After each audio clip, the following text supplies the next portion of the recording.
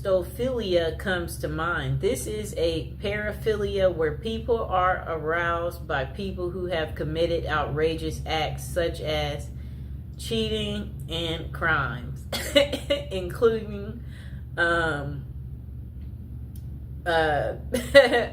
R word and people who are murderers. The thing that makes this so interesting is that it is different for everyone. Some are more passive about it while others are aggressive. Okay, so it says passive hybristophilia. This is when someone is drawn to criminals but they do not act on it or try to assist them in any way.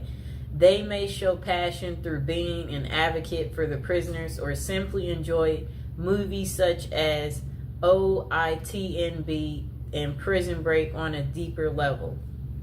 Whatever that means. I guess that just means you like watching shows that are very criminal. So I guess I can give an example of someone drawn to a criminal. Do you remember that movie called Out of Sight with George Clooney and Jennifer Lopez? Remember Jennifer Lopez in the movie? She was a cop. And George Clooney, he was the criminal. And remember, she got kidnapped by George Clooney.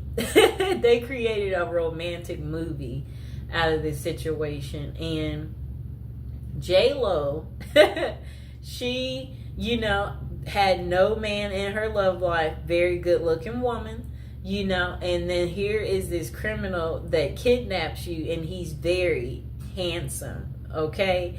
And you're just like, I'm finally getting some type of cool excitement, and you're like, look at this criminal. Like, why would I tell on this criminal? I never get this level of fascination. That's how J-Lo felt, So yeah, like at the end of the movie, they were trying to catch him, and the other cops asked her, "Did you see him?" And she kind of like froze, like, because she's wondering, do I tell them? Because she is at work and she is in uniform. She's a cop. And she's like, no. Like, she's not going to rat on him because she fell for the criminal. And before that, her and George Clooney, remember, he's a criminal and he's on the run. And she's a cop. So, he had her number, so... Yeah, so what happens is the criminal contacts you. Look, the criminal contacts you. You're at home and you're sleeping. The criminal contacts you, and then you wake up because it's the criminal. And then when the criminal is contacting you, that's when you're like, you're all ears because you don't know when you'll ever talk to this criminal again because he's calling like private. And you're enjoying this because you're like, where are you? I haven't heard from you in a while. I'm surprised to hear from you. That's what happened to her. He randomly calls, but she can't call him back because I understand this clearly, especially when you don't want to get caught in some type of way where I'm like, you know what? I want to be friends with that person, but they know this and that, so that could be bad, where you just you have to think about certain things where you're like, it might not be the best to that's kind of what the criminal was feeling because he knows at the end of the day she's a cop and it's her job to bust people like him and put them behind bars. So anyway, they had their secret meetup in the movie. And their secret meetup, where they went out to dinner. They both was just, it was a night to just enjoy one another, talk to each other, clarify, yes, so why haven't I heard from you? And then he's like, well, blah, blah, blah, blah, blah. And then they had their one night of passion. It was an unforgettable, I guess, moment. That was her one night of fun. And then that was pretty much the end of it, and then she didn't hear from him anymore. Like, it's like, it was a really, really good movie. Probably one of her best movies. Okay, so look, Back to aggressive. The next one's called aggressive hybristophilia. This is where trouble can arise. These are men and women who proactively help the criminal they are attracted to. This means they could lure victims in, cover for criminals, bury bodies, and other severe acts. Bonnie and Clyde are the perfect example of this type. I'm trying to think, do I know of one like this? Where men and women help the criminal they're attracted to. This means they could lure victims in, cover for criminals, bury. Okay, I'm trying to think. That one I can't think of. It's not a fast one that just comes to me. Okay, so why do so many prisoners / criminals in relationships? The answer is quite simple.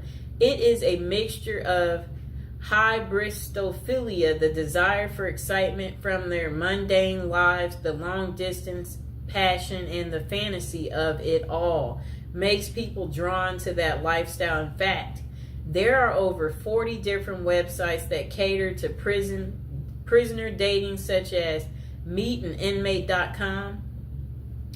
And then potential consequences. Though it would be nice to have a happy ending every time, there are significant consequences from dating a known criminal. For example, a book called Dream Lovers: Women Who Marry Men Behind Bars. Jacqueline Wilcox Bailey talks about a real-life incident. Two sisters walked out of their long-term, boring relationships to get with prisoners. When those men were released, one of the sisters was murdered, and the other was beaten and tortured, which sent her supposedly posed lover back to jail. I think they mean prison. With this as a possibility, always be aware of the dangers you could be subjecting yourself. If you decide to follow that journey, with that being a solid case, does that mean that all prison love is fake and they are nothing but predators? Then they said myth. There is no such thing as true love in prisoners.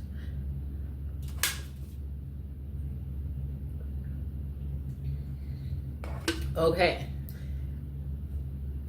so they said there are some genuine and sincere relationships, but there are also tons of scams as well. How do you know the difference? If you are reading a letter from someone behind bars and they ask for money in any way, it is likely a scam. Do not fall for it. They could either be reaching out to women and men for financial gain, attention with the media, or to gain supporters, just like Ted Bundy, Richard Ramirez, and Scott Peterson did. I know what all of them look like. That's how infamous they are.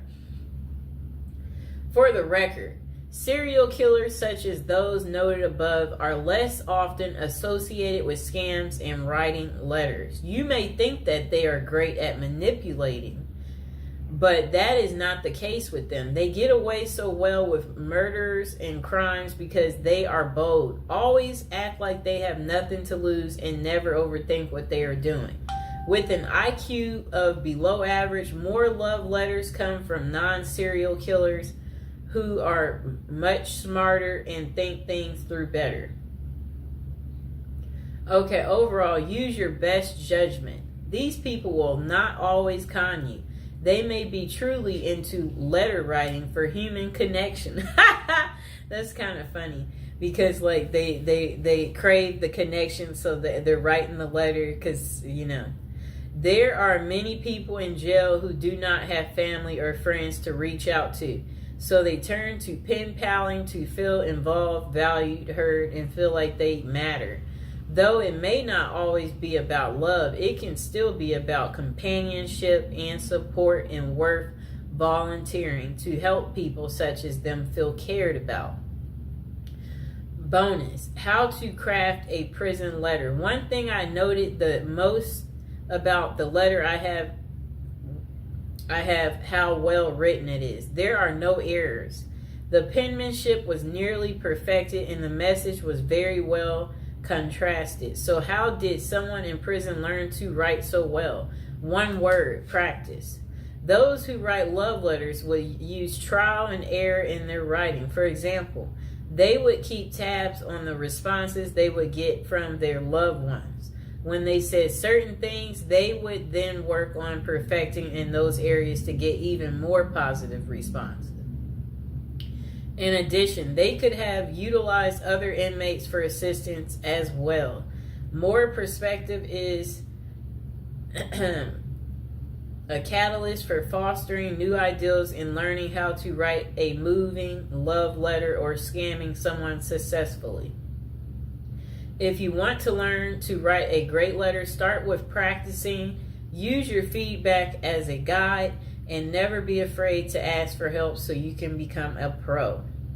And the final thought: falling in love with criminals and prisoners is hyperbristophilia. Though having this characteristic is a passive sense, is fine. Seek help if you feel like you will act on those passions. There are limited professionals that can assist, but it is worth finding a reputable person before you do anything drastic that could land you in jail yourself. Oh no. Remember, human connection and writing to prisoners is a great way to improve their quality of life. If you are talking to someone who has no one else on their side, keep being a hero to them. But always know the signs and be mindful if they are trying to scam you or not. The last thing you want to do is fall in love with someone behind bars only to find out they were using you for personal gain. At the last word from us, we don't know everything, but we do have an opinion on everything. Oh boy. That was quite interesting, right? Oh boy. That's what I have to say about that. I hope that, now you know why women love men in prison. I hope this has gotten through to you guys.